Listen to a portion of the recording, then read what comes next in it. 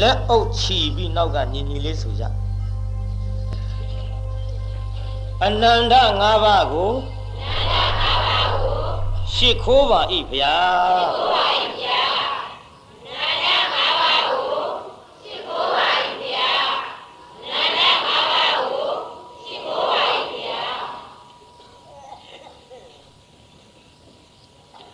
ဒီလိုရှ िख ိုးရမှာတညရဲလားညတိုင်းလားညတိုင်းပါဗျာ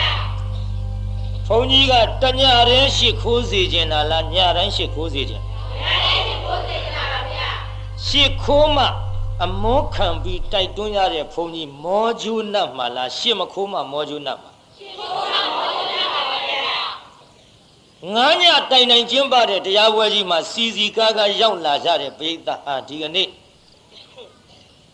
နှုတ်ဆက်လက်ဆောင်အနေအချင်းဗါတဲ့ကြည်ညာထားတဲ့တရားတော်ငတ်မို့ခေါင်းပါကတ်ကြော်လွှာအများချမ်းသာမည်ဆိုတဲ့တရားကောင်းစဉ်ပေါ့ကျမ်းဂန်နဲ့ဒီလိုများပါသလားမမေးနဲ့မပါဘူး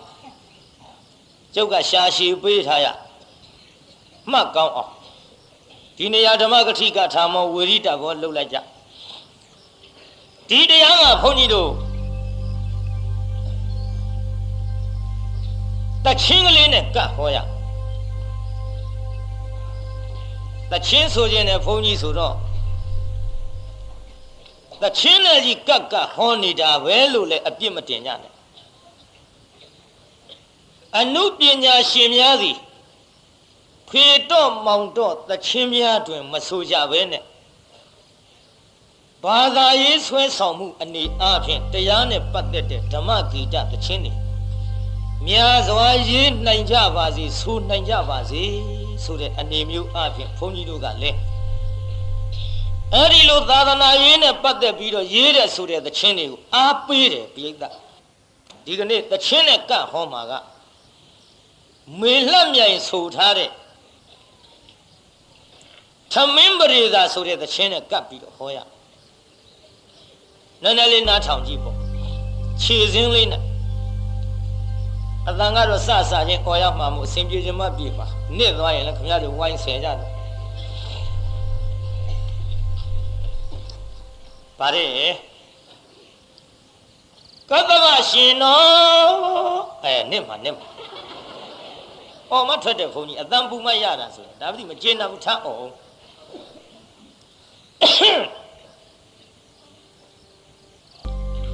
ကတ္တဗရှင်တော်ဖယားနဲ့ဒီရစတာနော်ကောရမရှင်တော်စัจ जा ဒါဘာပြောတာတချင်းဆိုနေတယ်လောက်တယ်မမှတ်ကတ္တဗမြတ်စွာဘုရားနဲ့ဂေါရမမြတ်စွာဘုရားဒီနှစ်စုရဲ့အကြားမှာလို့ဒီလိုဆိုထားတယ်ဗါတဲ့ကတ္တဗရှင်တော်ဖယားနဲ့ဂေါရမရှင်တော်စัจ जा သာသနာပအချင်းအခါမာစိတ်တင်အောင်တို့များနောက်ကငါအတန်လေးပြပေးဘလောက်ဟန်ကြလိုက်ဒီတိုင်းလာတကူပြီးတော့ဗါတဲ့ဘာရနှစ်ပြီးတထေခေါ်တွင်တယ်မင်းတကတထေကြီးနဲ့စန္ဒဗရုမဇနီးတို့ဟာသာတော်တနည်းဆရာတထေ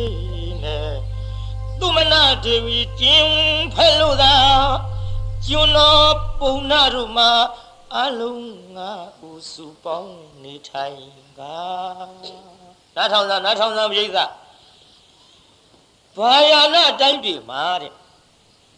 မင်းတကတထေတဲ့လက်ချိုးခဲ့စန္ဒဗရုမဒေဝီ နှစ်ယောက်ရှိသူတို့မှပေါက်ဖွားတဲ့သားဖြစ်တဲ့ဒနင်းစရတထေး၃ယောက်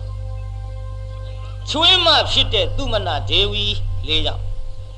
ကျွန်းပုံနာဘယ်နှယောက်တော့ဘုန်းကြီးပြောမယ်မှတ်စမ်းပါမင်းတကတထေးကြီးစန္ဒဗရုမဒေဝီဒါကြောင့်မနော်မင်းတကတထေးကြီးစန္ဒဗရုမဒေဝီဒနင်းစရတထေးကြီးသူမနာဒေဝီကျွန်းပုံနာဘယ်နှယောက်တော့ဒီတစ်ခေါက်ပြောဦးမယ်ဘယ်၈ယောက်တော့ဟဲ့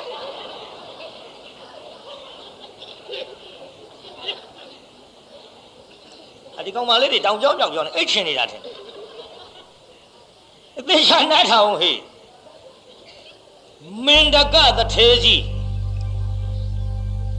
စန္ဒဗရုမဒေဝီဒနင်းစရတထေးကြီးသူမနာဒေဝီကျွန်းပုံနာ9ယောက်အဲ့ဒီ9ယောက်ဒီတထေးဘဝနဲ့နေလာခဲ့ကြဂေါရမမြတ်စွာဘုရားနဲ့ကတ္တဗမြတ်စွာဘုရားသာသနာအကြားနာမချမ်းသာစရာစကားကြီးသူတို့ကြားလာကြဘယ်လိုစကားလဲဆိုတော့အခါတော့သုံးနှစ်ပြေကဒုဗိခကကြီးဆိုင်ရောက်လာမနော်ဒုဗိခန္ဒရကတ်ဆိုတာသုံးနှစ်ကကြွေးကြော်လူသားတွေငတ်မော့ခေါင်းမှာအစာရေစာရှားပြီးတော့သေချေပြည့်စည်ကုန်ကြလိမ့်မယ်ငတ်မော့ခေါင်းမှာတဲ့ကတ်ကြီးဆိုင်လိမ့်မယ်ဟောဒီသင်းစိုးကြီးပေါ်လာတထေး9ယောက်တုံလှုပ်သွားဟာငါသေးကုန်တော့မှာလေမဖြစ်ဘူးတို့ငါမခံဘူးရွှေငွေစိန်ကြောက်စတဲ့ယရနာတွေမထားနဲ့တော့စဘာတွေဝယ်ကြစို့ကြည်အလုံးပေါင်း2500ဆောက်ကြည်အလုံးပေါင်း2500ဆောက်ပြီးတော့ရွှေတွေငွေတွေမထားဘဲနဲ့စဘာတွေကြီးဝယ်လှောင်ကြခုခေတ်လို့ဆိုဂိုတောင်ကြီးတွေပေါ့ငတ်မော့ခေါင်းမတဲ့ကတ်ကြီးလွန်မြောက်အောင်တဲ့ပြိဿဘယ်လိုပင်လှောင်ခဲ့ကြတော့လဲတနေ့ကြတော့ဒီကတ်ကသုံးနှစ်ပြည့်တွေ့ရမယ်ကို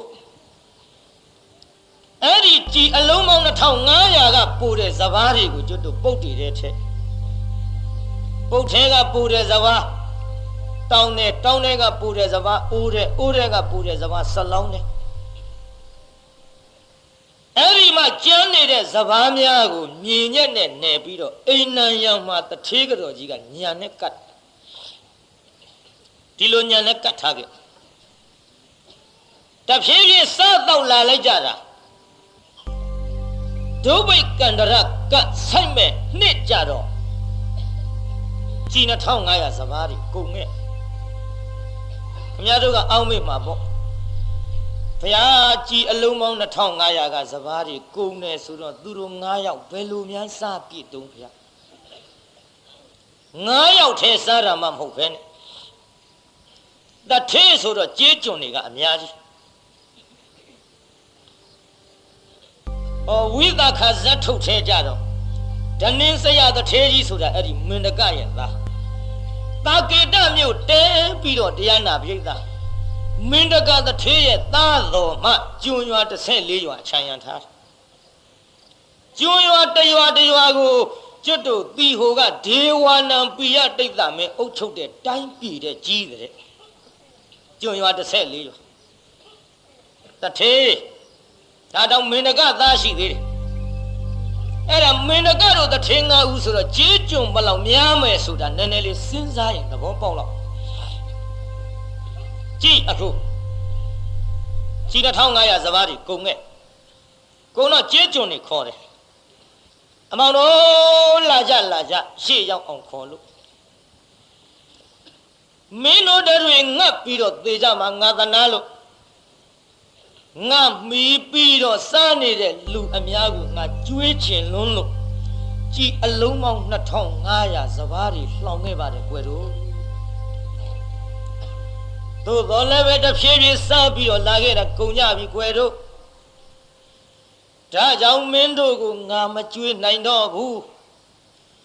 အဝေးသွားပြီးတော့အမောင်တို့ကိုဝန်းစားကိုရှာပြီးစားကြကုန်တော့တနာတော့တနာလိုက်ပါရဲ့မကျွေးနိုင်မဲ့အတူတူမို့အဝေးသာသွားကြပြီတော့ကြီးကျွန်းနေမျက်ရည်ကျတထဲကြီးခမညာ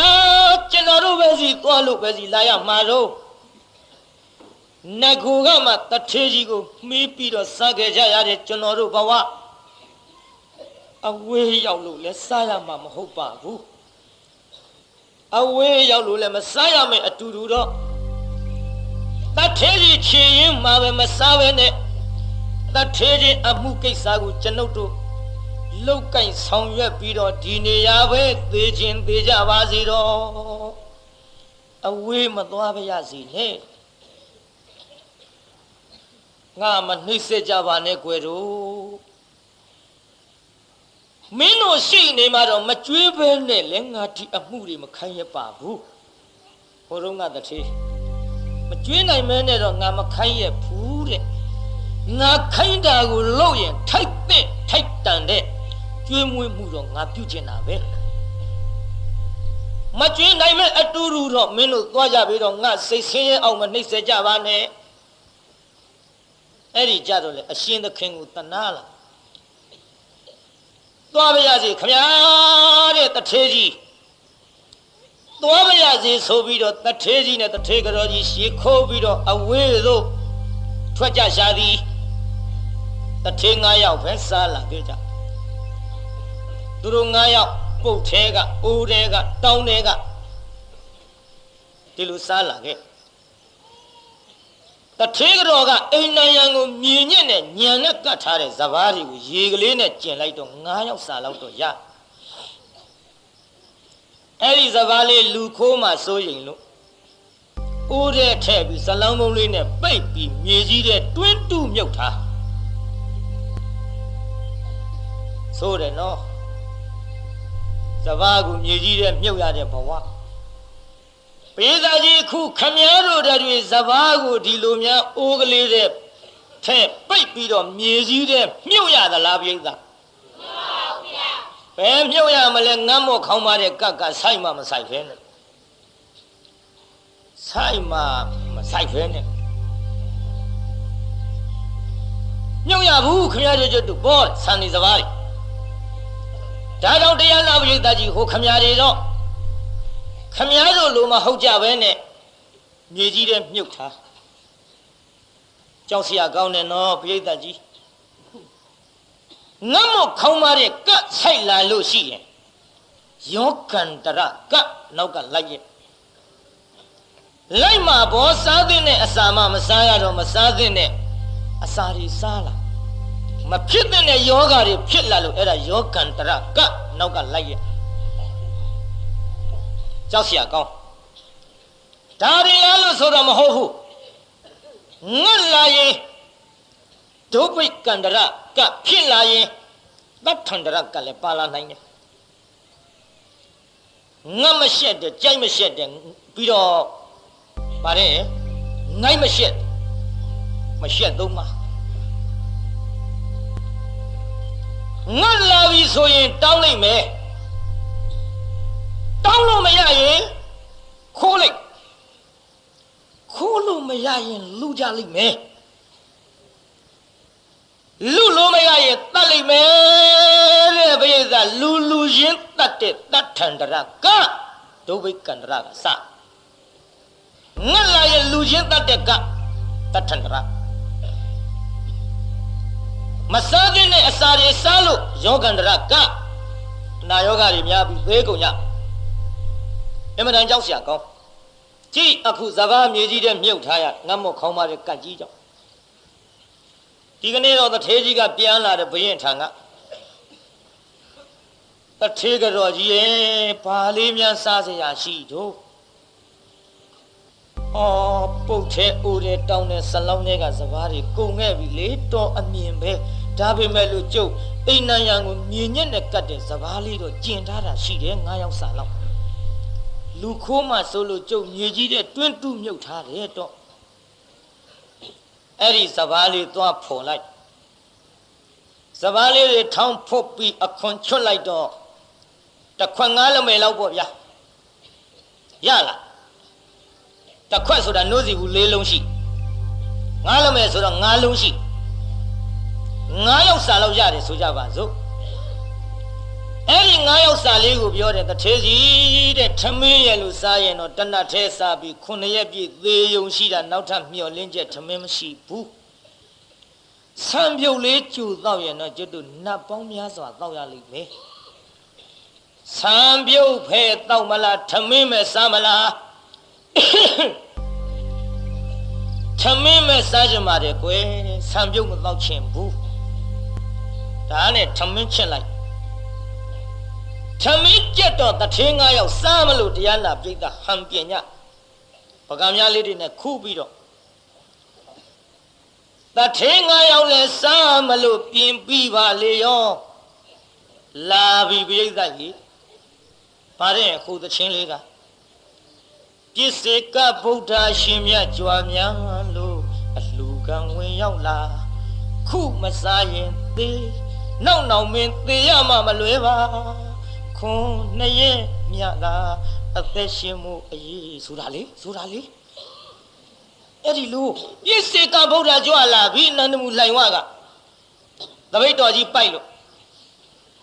ပြစ္ဆေကဗုဒ္ဓအရှင်မြတ်ကြွလာတော့လေ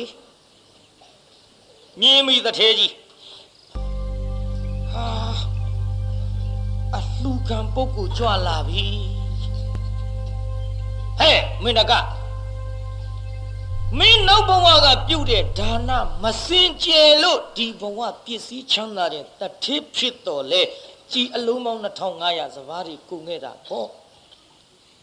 ဒီကကြီးကြုံရတာမင်းပြုတ်တဲ့ဒါနဟာမတန့်ရှင်းလို့ဖြစ်ရဒီဘဝငါစားမဲ့တဏ္ဍာမစားလဲသေမစားလဲ9ရက်ပြည့်သေမသေမဲ့အတူတူတော့မင်းမစားနဲ့လှူတော်ပြစ္ဆေကဗုဒ္ဓအရှင်မြတ်ကမင်းလှူတော်ဒီထမင်းတနတ်ပြင်နောက်ထပ်မျောလင်းစရာမရှိဘူးဒါတောင်အလှကံပုဂ္ဂိုလ်လာတာခေါင်းမကြည့်ဘူးခေါင်းကြည့်ရလားပြိဿမေးရအောင်တောင်ငူမြို့ကပြိဿကြီးကအလှကံပုဂ္ဂိုလ်လာတော့ခေါင်းမကြည့်ဘူးလားဥစတိလာတို့လာတော့ကောကြာလီကံကြာညိုကံတို့လာတော့ရောမကြည့်ပါဘူးကောင်းမကြည့်လို့လှူလိုက်ကြတာမနေ့က2000ကျော်တရားနှစ်ည9000လောက်တော့အသာလေးနဲ့ရမယ်မြို့ခုနှစ်ကလာပြီးတော့ဘုန်းကြီးလျှောက်တယ်2000တော့ကျော်လောက်ပြီဖျားမနာသေးဘူးအစောကြီးလှူထားတယ်ကောင်းမကြည့်ဖို့ဟောဒီမြို့ကသူ့ဓမ္မပရိယတ္တိစာပြန်မွေးကြီးကျင်းပစဉ်အခါတုန်းကတည2000ကျော်3000ကျော်ကျုပ်အလှခံတာဟောဒီစာပြန်မွေးကြီးအတွက်ခမရတို့ဝိုင်းလှူကြတာဒီလေရွှေဆန်းတော်မြတ်စွာဘုရားအတွက်ဆိုရင်လှူလိုက်ကြတာ3000ကျော်သွားခေါင်းမကြီးတဲ့မြို့ဆိုတော့အလှခံဘုန်းကြီးတွေကလည်းတိုက်တွန်းရပါကြိုးစားပြီးတော့လှူကြအခုဆောင်းကိစ္စနဲ့ပတ်သက်ပြီးတော့တန်ဃာတော်အပါ90ကျော်ရှိတဲ့သူတို့မှာပရိယတ္တိစာပြန်မွဲကြီးကိုစာဖြေကြမယ်စာပြန်မွဲဝင်ကြမယ်စာသင်သားတွေအတွက်လဲတောင်ငူမြို့ကပြစ်မထားကြနဲ့ဆုံးအုပ်ကလေးတွေတာဝန်ယူကြပါတနေ့စာတနေ့မနှဲရှာစားရတဲ့လူတွေကိုတော့ဖြင့်ရှိပါစေတော့ပင်ပင်ပန်းပန်းစားကြရတဲ့လူတွေကိုတတ်နိုင်ကြတဲ့တိုက်ကြီးတာကြီးအင်ကြီးသွမိုးကြီးတွေနဲ့နေကြတဲ့တောင်ငူမြို့ကချမ်းသာကြတဲ့တရားတော်မတွေကဒီတန်ဃာတော်တွေပြစ်မထားကြပါနဲ့အားကိုးရတယ်နော်မြို့ကျက်တရေဆောင်ဒီတန်ဃာတော်တွေရှိလို့ဒီစာပေပရိယတ္တိတွေ မပြုတ်ပြက်အောင်ထမ်းဆောင်ကြလို့ခမည်းတော်တွေသိရနာရကြားရတယ်တတ်နိုင်သလောက်ဖောက်တယ်ချတယ်ခမည်းတော်မှန်လားပြိဿကြီးမှန်ပါဗျာဒါကြောင့်လူကံပုဂ္ဂိုလ်များလာလို့ခေါင်းမကြည့်ဘူးဆိုတော့လေကျုပ်ကတိုက်တွန်းရပါတယ်ကြိုးစားကြပါ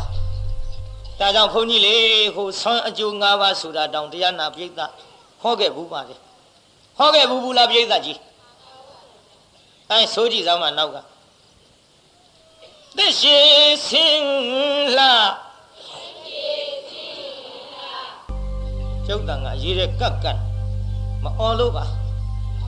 ဆိုစမ်းမသက်ရှိစင်လာချမ်းသာကြဖို့အမှန်တကယ်ခွန်အားနဲ့ပညာကျွယ်အလုံးမြတ်တဲ့အလှပါကွယ်အလွန်မြတ်တဲ့အလှပါကွယ်ခွန်အားနဲ့ပညာကျွယ်မြတ်ဖယားဒေသနာသေချာမဆန်း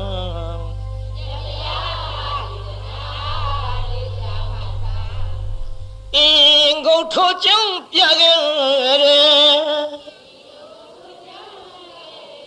ဟာနေလျှောကြီးပါလားသေချာဆိုဟေးဗါတဲ့မြတ်ဖယားဒေသနာသေချာမဆန်း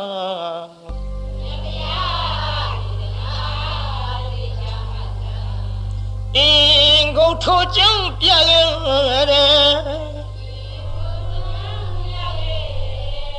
ဟုတ်ပြီငါးပြသောအကျိုးတရားကိုမမှားရသောအကူအကားမို့နလန်းသွားဖို့စောင်းနှံမိပါတယ်အတော်တွေနဲ့နော်တချင်းကအတော်မပါလို့စီးမပြေဘူးမအောင်မင်းနဲ့ခွန်းလင်းကနေရလဲအတော်နဲ့သေချာနားထောင်ကြည့်ဘုန်းကြီးတော်ပြမယ်ခင်ဗျားတို့လူတွေမတော်ပါနဲ့တော်ချင်အိမ်ကြောင့်မှတော်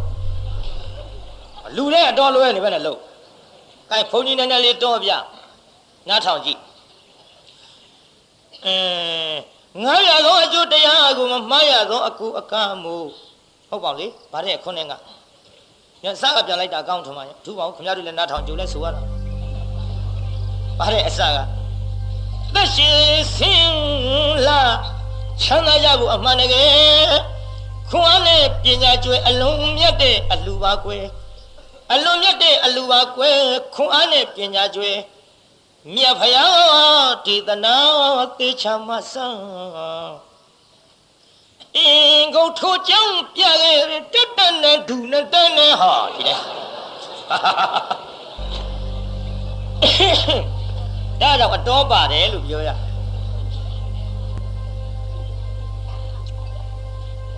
ဆိုတော့ငါးပြသောအကျိုးတရားကိုမမှားရသောအကူအကားမို့နလန်းသွားဖို့စောင်းနှံမိပါတယ်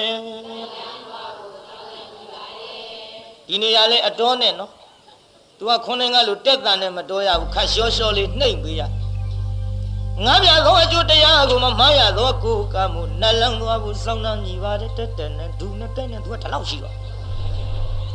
ခွန်းနေကတော်မျိုးမဟုတ်ဗါတဲ့ငါးပြသောအကျိုးတရားကိုမမှားရသောအကူအကားမို့နလန်းသွားဖို့စောင်းနှံမိပါတယ်သန္တာနမှုစေရနာကျွဲလူရန်ညကိုနှိုးစော်ပါရောဟုတ်ဗျာအစအဆုံးသွားလိုက်ပြီလူလည်းလှုပ်ပြီတလုံးနဲ့ဒီကစားဆုံးသွားဟိမလေးသက်သာခိုးလိုက်ကြတာဗါတဲ့သန္တာနမှုစေရနာကျွဲအစားဆုံးတော့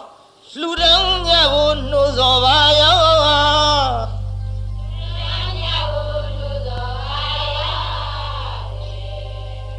ဘလောက်ခံကြ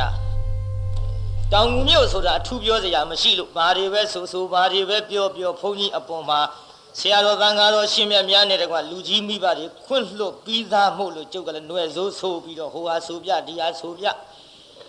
တရားလွန်နဲ့ရောက်တက်တယ်လည်းမလုပ်ပါနဲ့ဒီပရိသတ်ကြီးဒီလိုမှမလုပ်ပြန်ပြေးကုန်မှာမို့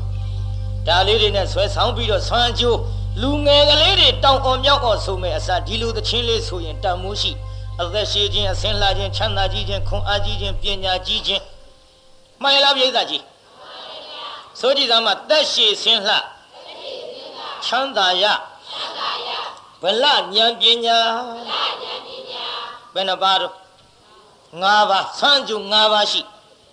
ဒါကြောင့်ဒါလေးကိုဘုန်းကြီးကဆိုပြရဒါကြောင့်ဆွမ်းအကျိုးအင်မတန်ကြီးမားပါသဖြင့်ဒီ၅ပါးသောအကျိုးကိုရခြင်းကြတဲ့တောင်ဦးမြို့ကတရားတော်မတွေကမြတ်စည်းကုံစာသင်တိုက်ကြီးကြိုးစားပြီးတော့ဆွမ်းလှူကြပါဘုန်းကြီးတို့အဖို့ကတော့အဲ့ဒီမြတ်စည်းကုံစာသင်တိုက်ရောက်ရင်ဆွမ်းအတွက်မပူရဘူးဆရာတော်တွေထံကပ်ပြီးသွားဖုံးပေးလိုက်ဇပွဲကုံကြီးအပြည့်နောက်ရက်တွေလည်းဒီလိုပြည့်အောင်ပဲကြိုးစားပြီးတော့ပို့ကြပါလှူကြပါလောင်းကြပါပေါ့တရားတရားကောင်းတဲ့မြို့မို့လို့ဘုန်းကြီးတို့တိုက်တွန်းရကဲဒီတော့ကောင်းပြီတရားနာပိဋကအခုကြည်တရားနာပိဋကလှူကံပုဂ္ဂိုလ်လာလို့ဟိုမင်းတကားတစ်ထဲကြီးခေါင်းကြီးရလားပိဋကကဲကောင်းမကြည့်တော့ထလှူတယ်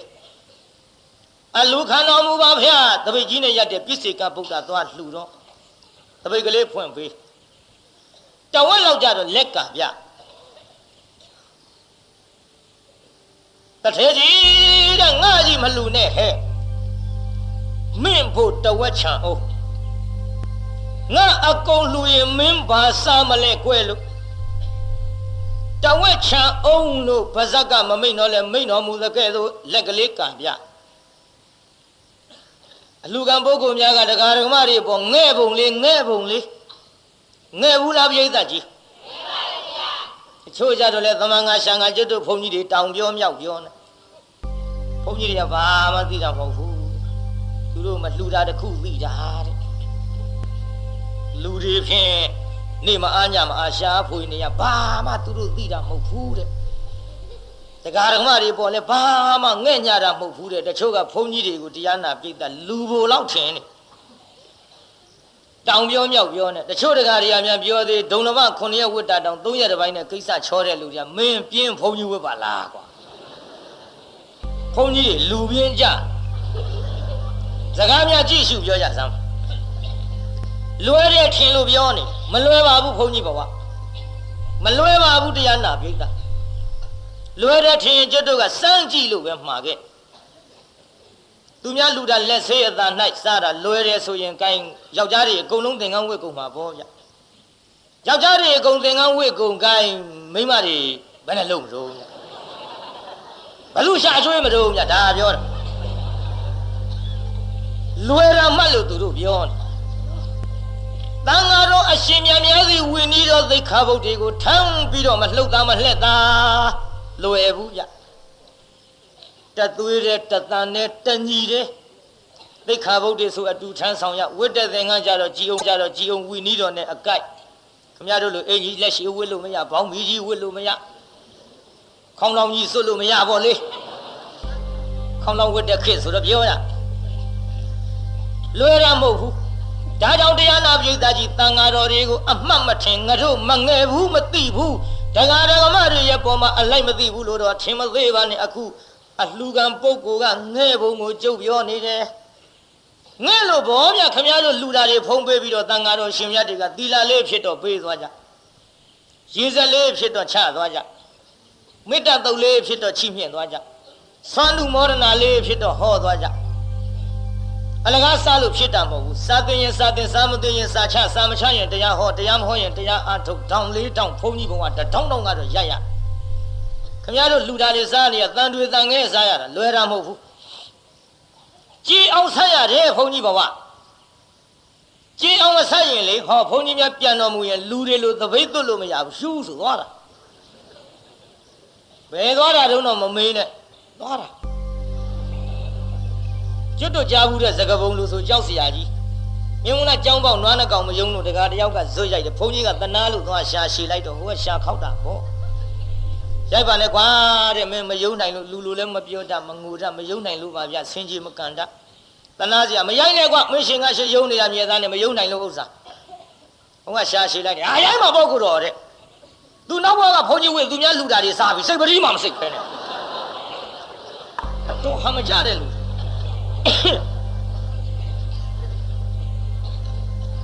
ဘုန်းကြီးသေးတော့နွားဖြစ်တဲ့အတိုင်းကြားရတဲ့စကားပုံဒါကြောင့်ကြည်ရှုပြီးတော့လက်တရားနာပိဿစကားပြောကြဘုန်းကြီးဘဝလွယ်တယ်ထင်းထင်းနေလွန်းလို့ကြည်အောင်ဆက်ရတဲ့အစိတ်တုံးစိတ်ခဲတန်တုံးတန်ခဲကိုစားနေရတဲ့ကဲ့သို့ဒါကြောင့်မငဲ့ဘူးမထင်ပါနဲ့တန်ဃာတော်တွေငဲ့ဘူးအလှခံပုဂ္ဂိုလ်ငဲ့ပုံကိုပြောနေတဲ့တရားနာပိဿကြည်အခုတဝက်လောက်ကြတော့လက်ကပြမင်းမို့ချံအောင်ဆိုတော့တထေးကြီးကမှန်လားပါဗျာတဲ့ဒီဘဝအတွက်မချီမြောက်ပါနဲ့တပည့်တော်တန်တရားအတွက်ချီမြောက်တော်မူပါဗျာဒီဘဝတဏှစာလေးမငဲ့ပါနဲ့ဗျာတန်တရားခရီးစင်းစင်းရဲရဲနဲ့ရှောင်ရမှကြောက်လွန်းလို့ဗျာအလှခံတော်မူပါဗျာဆိုအကုန်လောင်းပြီးတော့ဆူတောင်းတယ်လေဘယ်လိုတောင်းလို့ဆိုတော့ဘုရားတပည့်တော်ဒီဟောဒီဆောင်းလူရသောကောင်းမှုကြောင့်ဒီလိုငတ်မို့ခေါင်းပါတဲ့ကတ်မျိုးမကြုံရပါလို့ဤကောင်းစင်မင်္ဂလာပြုတ်ပြီးတော့ကောင်းငင်မော့ကြည့်လက်ခမောင်းခတ်မိသောခါကြည်2500စပါးရီအကုန်ပြည့်ပါစေသာလိုချင်တာတွေအကုန်တောင်းတဲ့စုတွေအကုန်ပြောရင်များမှာဆိုလို့လိုရင်းလေးလောက်ကြုတ်ပြောအရှင်မရတို့သိမြင်သောသစ္စာလေးပါးကိုသိရပါလို့ဤဖျားဆုတောင်းပြည့်စေကဗုဒ္ဓရှင်မြတ်ကလည်းဣစီတံပတ္တိတံတုံရှံခိဗ္ဗမေဝဟာသမိတ်ဇတုဒီစုပေးလိုက်ပြည့်စေပေါ့နောက်တထေးတော်ကလည်းထလူတဝက်လောက်လက်ကပြခုနှစ်ကတိုင်းလျှောက်ဆူတောင်းလိုက်တာကလည်းဒီကံမျိုးမကြုံရပါလို့ဤဘုရားတပည့်တော်ထမင်းကိုတလုံးနဲ့လက်ဝဲလက်ဖြစ်ထမင်းကိုကင်လက်ရလက်ဖြစ်ရောင်းမကိုကင်၍ထမင်းအိုတလုံးနဲ့ဇဘူးတွေတကြုံလုံးခူးကျွေးတော်လည်းမကုံတော့ကိုဖြစ်ရပါလို့ဤဘုရားအရှင်မြတ်တို့သိမြင်သောသစ္စာလေးပါးကိုသိရပါလို့ဤဘုရားကိုတယောက်အတွက်မတောင်းဘူးအတ္တဟိတပရဟိတအလုတ်တွေရှေးတုန်းကတထေးတွေဒီလိုလုတ်ချမ်းသာတာလည်းမပြောနဲ့ခုတော့ဟုတ်ပါဘူးကိုချမ်းသာပြီးရောဟိုဟာတွေဘယ်လိုနေလုတ်ကြပါနဲ့အဲ့ဒီတိုင်းကြည်ဆူတောင်းပုံလေးနောက်တထေးသားလေးကထလူဘုရားတပည့်တော်ဟောဒီတဏှစာလှူရသောကောင်းမှုကြောင့်တောင်းတလုံးနဲ့မျိုးရိတ်ခါတွေထည့်ပြီးတော့ဇဘူးတွေတချို့လုံးဇဘာတွေပေးတော့လည်းမကုံတော့ကိုဖြစ်ရပါလို့ဤဒီကံမျိုးမကြုံရပါလို့ရှင်မြတ်တို့သိမြင်သောသစ္စာလေးပါးကိုသိရပါလို့ဤဗျာသူတောင်းကဒါတွေမကဘူးလို့လိုရင်းလောက်ချုပ်ပြောနေတာနောက်တထေးချွေးမလေးကလည်းထလှူဘုရားတပည့်တော်တဏှစာလှူလာသောကောင်းမှုကြောင့်ငတ်မောခေါင်းပါတဲ့ကမကြုံရပါလို့ဤလွယ်အိတ်တလုံးနဲ့အသဗျာတွေနှိုက်ပြီးတော့ဇဘူးတွေတကြုံလုံးပေးရမကုံတော့ကိုဖြစ်ရပါလို့ဤအရှင်မြတ်တို့သိမြင်သောသစ္စာလေးပါးကိုသိရပါလို့ဤဘုရားနောက်ကျုံပုံနာကလည်းထလှူတယ်မစားဘူးဘုရားတပည့်တော်ဟောဒီတဏှစာလှူရသောကောင်းမှုကြောင့်ဒီကံမျိုးမကြုံရပါလို့ဤထွန်သွားတစ်ချောင်းနဲ့ထွက်ပြီးတော့ထွန်တဲ့ချိန်ခါမှာလက်ဝဲလက်ရ၃ချောင်းစီပွားပြီးတော့ထွန်သွား9ချောင်းရထင်ရပါလို့ဤဖျားဖျားတပည့်တော်သည်ဟောဒီအရှင်သခင်များရဲ့ဖြစ်လေရဘဝဒီတထေးကြီးတွေရဲ့ကျွန်းသားဖြစ်ရပါလို့ဤဖျားဟိုင်မွဲကျင်တဲ့ခွေးပါတဲ့ကျွန်းကကျွန်းစုပြန်တောင်းဟိုတုန်းကတထေးဆိုတော့လေတောင်းမိမှာပေါ့ဒီပြင့်ကျွန်းနေနှင်လှုပ်ပေမဲ့သူ့တထေးတွေနဲ့လက်ရည်တပြင်းကြီးထိုင်စားရတော့တောင်းပြီးမှာပေါ့ကျွန်းပုံနာကခုခေတ်သိမ့်တီပေါက်တဲ့တထေးလောင်ညာဘာဂယုဆိုင်လိဘာဂယုဆိုင်လိဟိုတုန်းကတထေးမျိုးမှုတောင်းတာပေါ့အခုခေတ်သူတို့ဝက်သားကျက်သားချက်စားပြီးချင်းမောင်ဟင်းငပိကနဲ့ချင်းမောင်ဟင်းငပိချက်နဲ့ဟုတ်တယ်ဗျာငပိကတဲ့ဖြစ်သူတို့ဝက်သားကျက်သားတွေချက်စားပြီးတော့ချင်းမောင်ဟင်းငပိချက်နဲ့ကြေးကျွန်းတွေပြစ်ထားတဲ့အခုခေတ်ကက်စီနဲ့တထေးမျိုးဆိုရင်လည်းဘယ်တောင်းလိုက်တကယ်တထေးတွေမှုလို့တောင်းဆူတောင်းကြကြဂယုဆိုင်ကြပါဆူတောင်းရေးကြီးပါတယ်ပြေသာကြီးဆူတောင်းရေးမကြည့်ဘူးလားခင်ဗျားတို့ကျုပ်သာသနာပိမှန်ကြီးအတွက်ထောင်ချီပြီးလှူကြတဲ့တရားတော်မတွေဆိုတော့လေတရားနာပြုတတ်ဆူတောင်းတတိပေးရပါတယ်တချို့ဆူတောင်းမှားတာလွန်း ဖန်တင်ပန်းတင်နိဗ္ဗာန်မပါဘူးချိုးခွားကြီးတွေလေတကြိုးပဲကြိုးနဲ့ဒီလင်ဒီသားဒီမယားနဲ့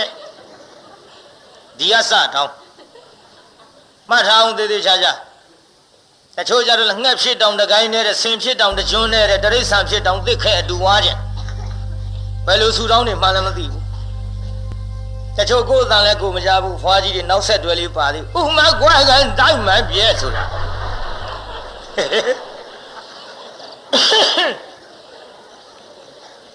တဲ့လူကသေးကုန်ပြီဥကမကွဲကျင်သေးဘူးတောင်းပုံတချို့များတရလွန်တောင်းတဲ့ငံပြရေဖြစ်တောင်တပလင်းနဲ့နေရပါလို့ဤပေါက်ရှာတောင်း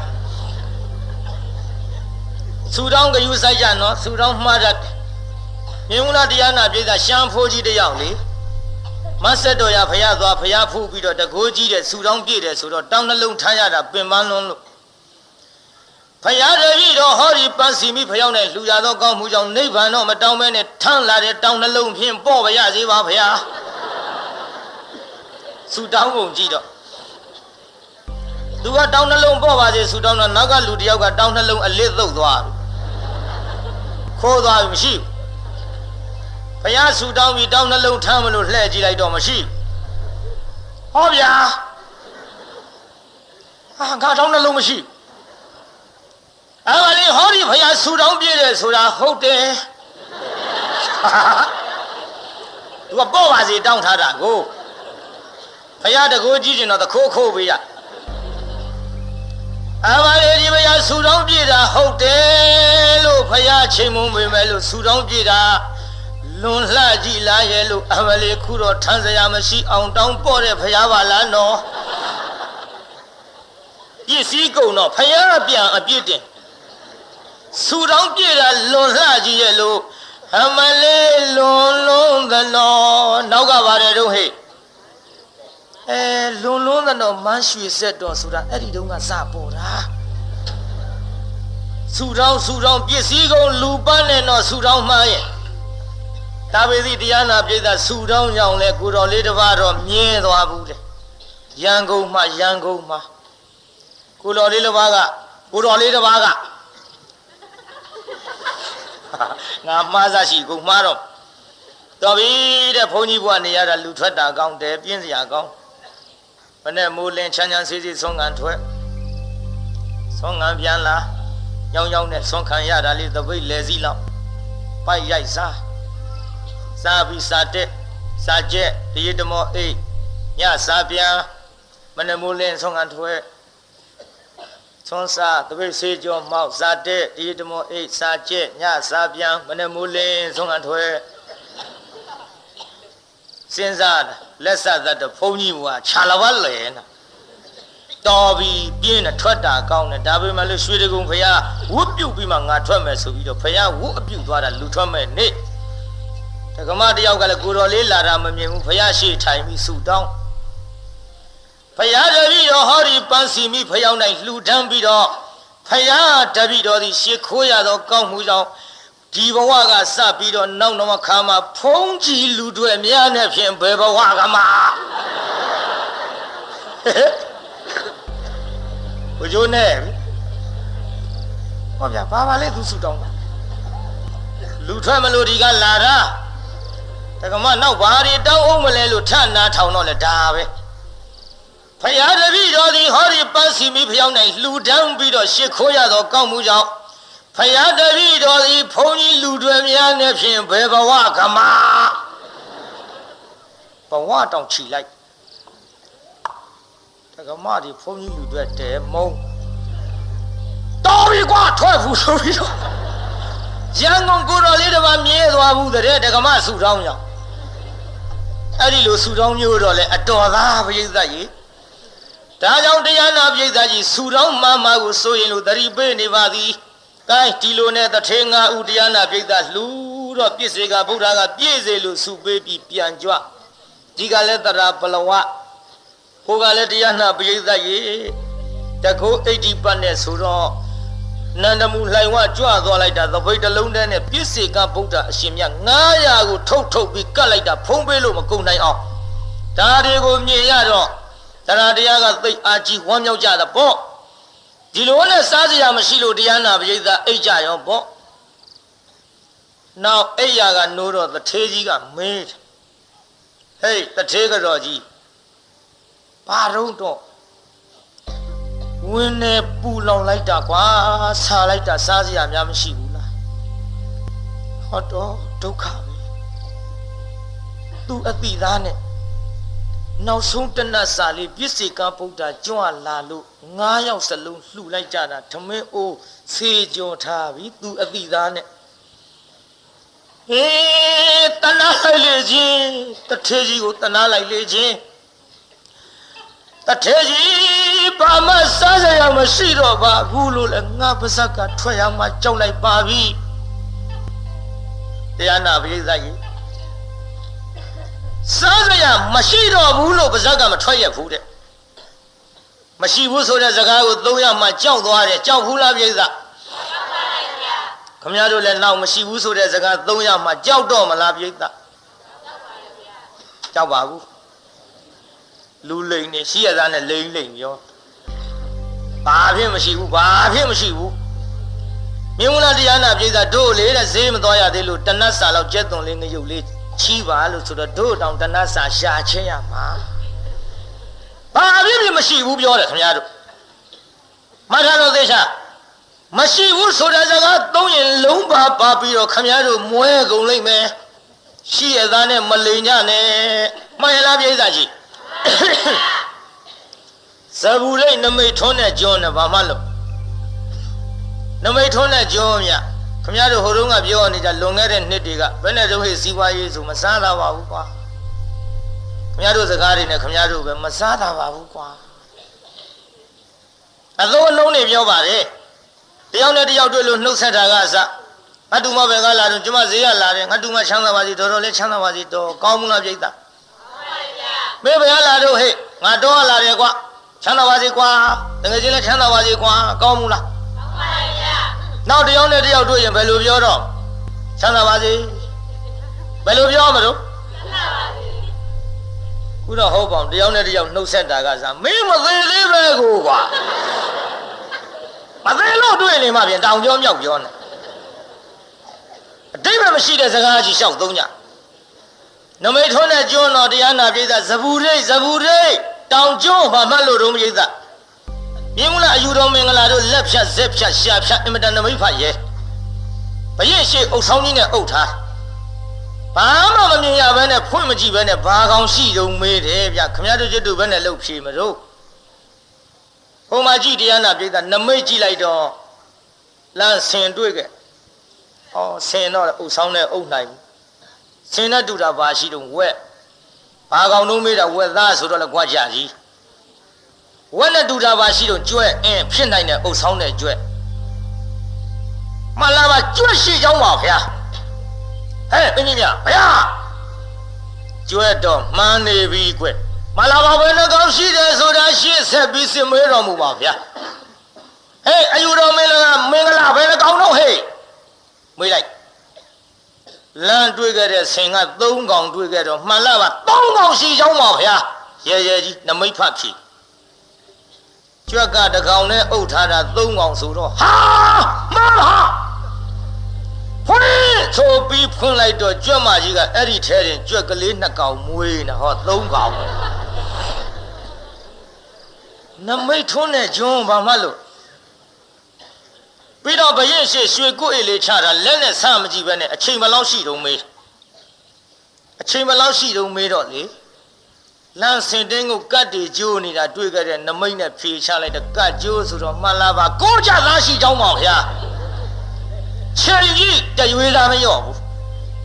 နမိတ်ထွန်းတဲ့ကျွန်းတော်ကောင်းတာလေးတွေကြည်သုံးကြတရားနာပြေသာကောင်းတာလေးတွေကြည်ပြောကြ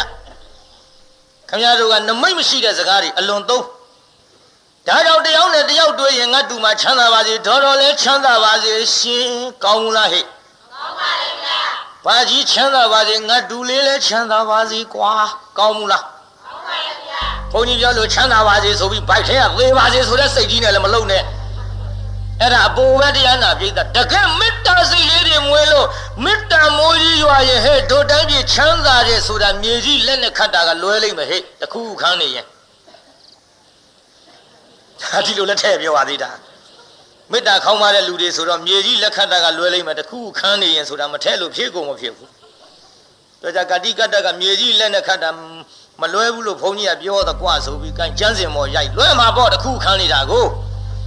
ကတိကတ္တဖြစ်မှာစိုးလို့ဒါကြောင့်တရားနာပိဋကကြီးမေတ္တာတရားကိုထားကြစမ်းပါနမိတ်ရှိတဲ့စကားကိုသုံးကြစမ်းပါနမိတ်ဆိုတာပြတ်တတ်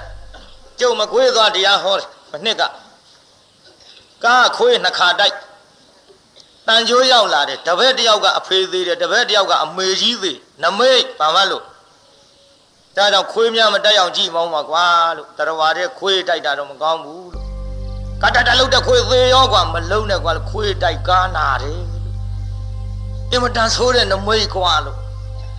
ကြုံဘူးတာတရားနာပိဋကဒါကြောင့်တရားနာပိဋကကြီးကောင်းတဲ့စကားကိုရွေးသုံးကြစမ်းမှာဟိုမှာမရှိဘူးဆိုတဲ့စကားကိုပြောရမှာတထေးကြော်ကြီးကြောက်နေပြီကြောက်ဘူးလားပိဋကကြောက်တော့မရှိဘူးမပြောချင်လို့သူလဲအမြင်မဲ့ကိုင်းထမင်းအိုးလေးငါယူပြမယ်ဆိုပြီးတရားနာပိဋကရေထမင်းအိုးလေးပြမယ်ဆိုပြီးမိဖို့တဲ့ဝင်သွားထမင်းအိုးလေးကအလိုလိုပြည့်ထမင်းနဲ့ပြည့်နေတဲ့တရားနာပိဋကဟောတော်မလီငါစိတ်ထင်လို့လားတရေတွေများကြလို့ထမင်းမြင်လိုက်တော့ငါနေတာကိုဟောတော်တအားပြေးပြီးကြည့်လိုက်တော့ဟဲတော်ဟောတော်အားသိနေတာထမင်းနဲ့မြင်ရတော့ထမင်းနဲ့ပြည့်နေပါဘောလားတထေးကြီးတော့စားရပြီဆိုပြီးတော့လက်ကလေးနှစ်ဖက်နဲ့ထမင်းုံနှခမ်းလေးမပြီးထေးကြီးပြီးတောင်ပြီးဦးတရောသောဘာနဲ့ဝမ်းသာလုံးနေတထေးကြီးတောင်ပြီးဦးထေးကြီးတဲ့တော်သေးခွေးကြီးများထွက်သွားဒုက္ခမှားတာစကားကထေးကြီးဆိုပြီးတော့ဟဲ့ဘာလို့မင်းပြီးသားခေါ်တာဘယ်လိုဖြစ်လာတာတော့ဘယ်လိုဖြစ်ရမလို့တော့ဒီမှာလေကျုပ်ကထမင်းအိုးဆေးကြောပြီးတော့ထားတဲ့ကိစ္စအဲ့ဒါမရှိဘူးမပြောချင်လို့ထမင်းအိုးပြမလို့ဝင်သွားတာအခုထမင်းနဲ့ပြည့်နေပြီတထေးကြီးရဲ့ဟာဒါဖြင့်တို့ပြုတဲ့ကုသိုလ်ဒါနဒိဋ္ဌဓမ္မအကျိုးပေးပြီဒိဋ္ဌဓမ္မတဲ့နော်ဒါကြောင့်တချို့ကလည်းပြောကြပါတယ်ခုခေတ်ဘုန်းကြီးတွေလှူတယ်တဲ့လှူတယ်ဆိုတော့လက်ငင်းအကျိုးပေးတယ်လို့တချို့ကပြောတယ်မယုံဘူးယုံဘူးတဲ့တို့များဒိဋ္ဌဓမ္မအကျိုးပင်းပါဘူးပုံနာတို့ကြတော့ရှင်တုံးရှင်ခဲတွေလက်ွက်သေးကရွှေဖြစ်တဲ့မဟာတို့ယရနာမိုးရွာတဲ့ဆွန်ကလေးတနတ်ကတ္တတို့ဖြစ်နေတိုင်းလှူနေတာဘာမှမဖြစ်ဘူးတဲ့ခမရတို့ဖြစ်တာသိမှမသိပဲနဲ့ခမရတို့လက်ငင်းအကျိုးပေးပုံကြုတ်ပြောလက်ငင်းအကျိုးပေးတာကိုသိချင်ရင်သံဃာတော်တွေကိုပင့်ပြီးတော့ဆုံးကတ်ကြည့်စမ်းပါပေးသားကြီးတန်ဃာတော်ဆုံးပင်ကတ်တဲ့ဆိုရင်စားနေကြငရုတ်သီးချင်မောင်ဟင်းငပိချက်နဲ့ကြီးကပ်ပါမလားကပ်ပါဗျာမကတ်တော့အရင်လုံးကချင်မောင်ဟင်းငပိချက်ကိုစားနေကြတဲ့ပို့ပြီးတော့ကျက်သားဟင်းလေးဖြစ်တော့ထူးထူးဆန်းဆန်းချက်ကြသည်ချက်ဖူးလားပြိဿကျက်သားဟင်းလေးချက်ကတ်တော့တန်ဃာတော်တွေကအကုန်လုံးတဒုံးမှမချမ်းမဲနဲ့ဖုံးပေးသွားနိုင်မှာမလားဖုံးပေးမသွားနိုင်ရင်ကျက်သားဟင်းနဲ့ဆုံးကတ်တဲ့နေအဲ့ဒီကျက်သားဟင်းစားရမှလက်ငင်းအကျိုးပေးသည်ကျုပ်တော့လိမ်မျိုးပြောတော့မှာ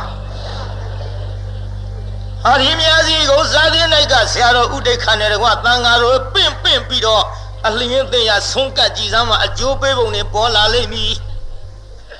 သဘောပေါက်ရလားကျွတ်တို့ခက်လက်ငင်းပေါက်ရလားပြိဿကြီးအဲဒါဖြင့်ဆုံးနာကကြကြည်တရားနာပိဋကကြီးအဲ့ဒီလိုသူတို့ဟိုတုန်းကလှူရတယ်ဆိုတာကပုဂ္ဂလတံပရာပြေဆုံးတကူပြည့်စေကဗုဒ္ဓယဟန္တာဖရာဆိုတာကတော့အကျိုးပေးမြဲကိုပိဋကကုကျွတ်တို့လှူတယ်ဆိုတာတော့ကျွတ်တို့ကလည်းခမရတို့နဲ့နည်းနည်းလေးကွာတာဟုတ်တယ်ပုထုဇဉ်ကြီးပဲခမရတို့လည်းပုထုကျွတ်တို့လည်းပုထုကြားပူရင်ထူရင်ပူရင်နဲ့ဒီလိုသေးကုန်မဲ့အမျိုးတွေဆိုတော့ဟိုပုဂ္ဂိုလ်ကြီးတွေလှူတာတော့အကျုံးပေးပဲဘူးပေါ့ဒါပေမဲ့လို့ကျွတ်တို့ခက်လက်ငင်းရတော့ခုနကပြောသလိုကြက်သားနဲ့ကကြက်သားဟင်းစားရမှာသေချာပေါက်ပါဗျာကဲကြည့်တရားနာပိဋကရေအခုဒီလိုလှူပြီးတော့လက်ငင်းအကျိုးပေးတာတွေတွေ့ရတော့ ဟေးကုသိုလ်ဒါနဒုကုသိုလ်ပြန်ပြီးတော့စုံစမ်းကြပါစို့စုံစမ်းကြကောင်းစင်မင်္ဂလာပြုပြီးတော့ကောင်းကင်မော့ကြည့်လို့တထဲကြီးလက်ခမောင်းခံပြီးသောခါကြီး2500စပါးတွေအကုန်ပြည့်တော်သည်ပြေကုန်ပြိဿကြီးတထေကတော့ကလည်းပဲတရားနာပြိဿကြီးအဲ့ဒီထမင်းအိုးလေးတစ်လုံးနဲ့ရောင်းမှလည်းခူးပြီးတော့စပူးတွေတစ်ချုံလုံးကျွေးလိုက်တာမကုန်နိုင်ကျိုးပေးကုန်ပြီပြိဿလက်ခမောင်းခတ်တာနဲ့စပါးတွေပြေဘူးလားပြိဿခမည်းတော်လည်းလက်ခမောင်းခတ်ယုံလေးနဲ့စပါးတွေပြည့်ခြင်းမူလားပြိဿပြည့်ပါဗျာခါဒါဖြင့်လက်မောင်းပြုတ်ကြယုံရှိ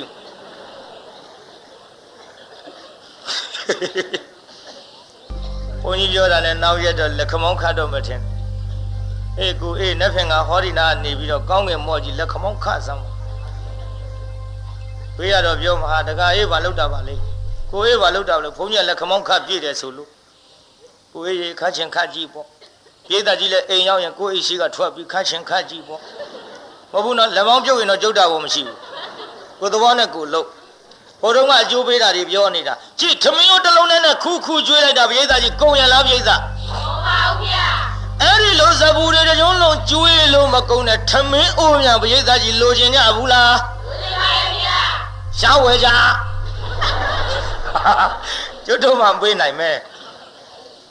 ကြည့်တရားနာပြိဿကြီးတထေသားလေးကလည်းတောင်းတလုံးနဲ့မျိုးရိတ်ခါတွေစပူတွေတကြုံလုံးပေးတာမကုန်နိုင်တော့တောင်းတလုံးနဲ့မျိုးရိတ်ခါပေးလို့မကုန်တဲ့တောင်းမြန်ရရင်လေကျုပ်လျှောက်ပြီးဝေလိုက်ခြင်းနဲ့မျိုးအတွက်ခက်တဲ့တောင်သူကြီးတွေကိုလည်းမရှိတော့ဘာမှတတ်နိုင်ဘူးကိုကမရှိတော့သူများနှာခေါင်းနဲ့အသက်ရှူပိတ်မှန်လေးစောက်တာတောင်သူများလူခန်းနေရတဲ့ဘုံကြီးဆိုတော့ဘာမှတတ်နိုင်ဘူးဟောတထဲချွေးမလေးကလည်းလွယ်အိတ်တလုံးနဲ့အသပြားတွေနှိုက်ပေးလိုက်တာမကုန်နိုင်ကုန်ရလားပြိဿကုန်ပါဗျာကုန်ဘူးပြုတ်ကျိုးပေးနေတာနော်ဒီထက်ကျွန်းပုံနာကြီးကလည်းထွန်သွားတစ်ချောင်းနဲ့ထွက်ပြီးတော့ထွန်လိုက်တဲ့လက်ဝဲလက်ရ၃ချောင်းစီပွားပြီးတော့ထွန်သွား9ချောင်းရထင်းတဲ့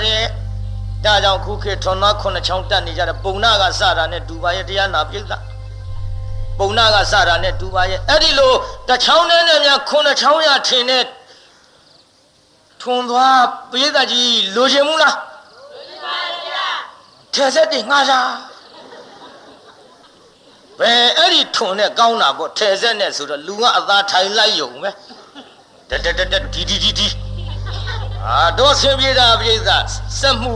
ပညာထွန်းကားလာတဲ့ခေတ်လက်မှုပညာမဟုတ်တော့ဘူးမှန်လားပြိဿကြီးမှန်ပါဗျာဒါကြောင့်တရားနာပြိဿကြီးအဲ့ဒီလိုအကျိုးပေးပြီးတော့တတ်သေးဖြစ်ယုံနေမှာကအဲ့ဒီတတ်သေးငါဥကိုအမိပြုတ်ပြီးတော့ကျွတ်တို့ဇပူဒိတ်တကျွန်းလုံးငတ်မောခေါင်းပါတဲ့ကကြီးမှကျော်လွှား၍အများချမ်းသာကြပါစီဒါကြောင့်ဒါနာပရိသကတ်သုံးပါးကကြော်တာဘာတော့ပရိသကြီးဒါနာနော်ကတ်သုံးပါးကကြော်လွှားနိုင်တာဒါနာဒါကြောင့်ဒီကနေ့အမိပေးတဲ့တရားကဘာလဲငတ်မောခေါင်းပါကတ်ကျော်လွှားအများချမ်းသာမည်ဘာတဲ့ပရိသကြီး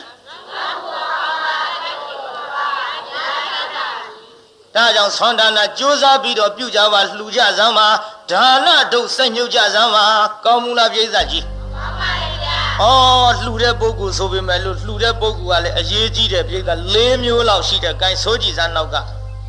စိုးကြည်စမ်းပါကိုယ်တိုင်လည်းလှူသည်ကိုယ်တိုင်လည်းလှူသည်သူများကိုလည်းအလှူခိုင်းသည်သူများကိုလည်းအလှူခိုင်းသည်အဲ့ဒီကြမှာတစ်ချောင်းချိုးတယောက်ကိုယ်တိုင်လည်းလှူတယ်သူများလည်းခိုင်းတယ်လို့အဲ့ဒါတယောက်နံပါတ်1နောက်ဆိုလိုက်ကိုယ်တိုင်တော့လှူသည်သူများကိုတော့အလှူမခိုင်းပါအဲ့ဒါနံပါတ်2သူများကိုတော့အလှူခိုင်းသည်ကိုယ်တိုင်တော့မလှူပါ3ယောက်ရှိကိုယ်တိုင်လည်းမလှူပါသူများကိုလည်းအလှူမခိုင်းပါ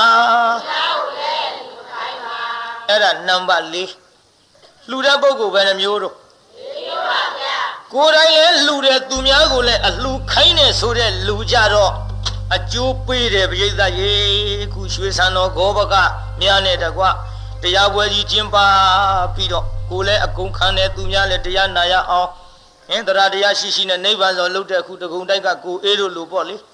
ရွှေစံတော်ဘုရားဆိုလို့ရှိရင်တရားနာပြည်သားသူတို့ကိုယ်တိုင်လည်းလှူကြတန်းကြတယ်လှူယုံနေမကဘူးတရားတော်မတွေလည်းလှူရအောင်တရားပွဲကြီးချကျင်းပရွှေသင်္ကန်းတွေကကြတယ်မှန်လားပြည်သားကြီးမှန်ပါတယ်ဗျာဒါကြောင့်ကိုယ်တိုင်လည်းလှူသူများကိုလည်းအလှူခိုင်းတယ်လှူကြတော့အကျိုးပေးကကိုယ်တိုင်လှူလို့လည်းပစ္စည်းချမ်းသာတယ်သူများအလှူခိုင်းလို့လည်းသာသမီချွေရန်ပေါ်တယ်အစဉ်ပြေးတာအဲ့ဒီအိမ်ပြောစရာကြီးပေါ့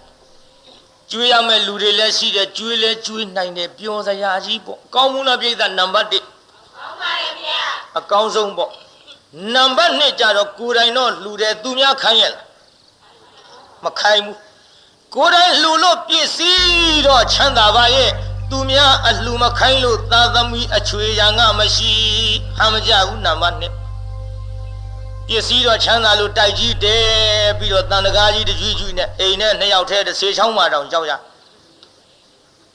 ကိုယ်တိုင်လှူလို့ချမ်းသာတယ်သူများမခိုင်းလို့သာသမီချွေရမရှိဘူးမှတ်ထားကြအကျိုးပေးတွေဒါဓမ္မပဒလာတဲ့အတိုင်းပြောနေတာဓမ္မပဒလာတဲ့အတိုင်းပြောနေတာတရားနာပြိဿကိုယ်သာသမီမရှိလို့သူများသာသမီမွေးစားကိုလက်ထဲတုန်းကတော့မဟာတာထောင်လို့ကိုလက်ထဲကြရှုနာရှိုက်ကိုနေမကောင်းလို့ဆေးတိုက်ဖို့ပြုတ်တာပဲ